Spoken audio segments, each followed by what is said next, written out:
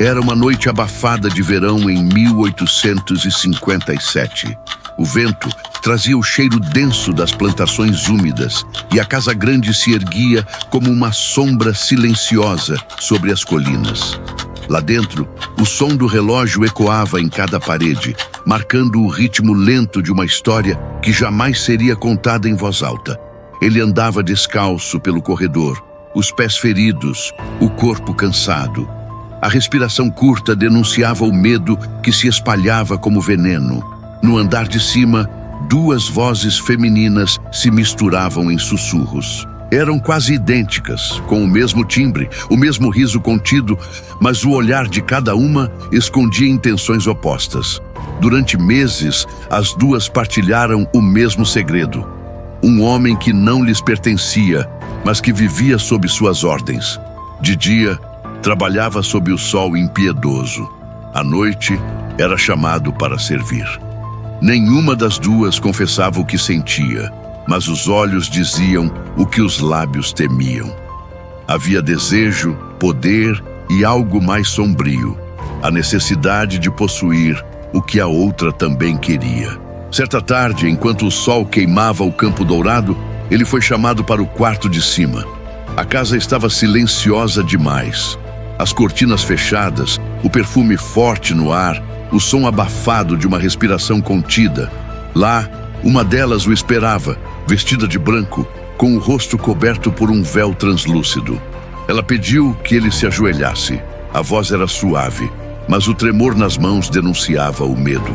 A porta rangeu atrás deles, e quando ele se virou, a outra estava lá, de preto, com um olhar que cortava o ar como lâmina.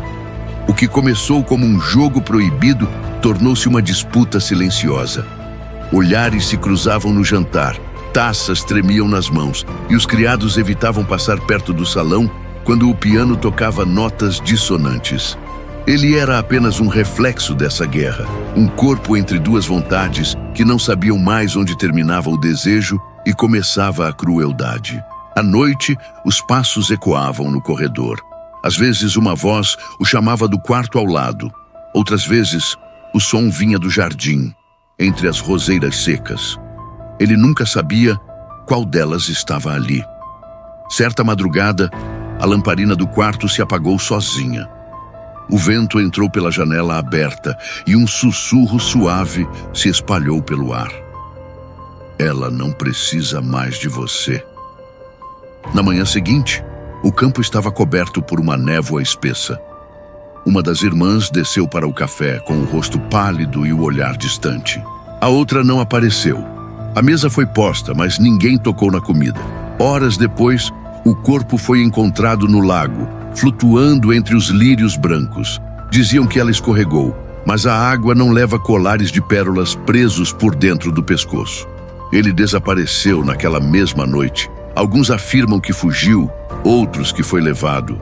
Mas às vezes, quando o vento sopra do sul, os moradores juram ouvir passos descalços nas plantações e o som de duas vozes chamando o mesmo nome.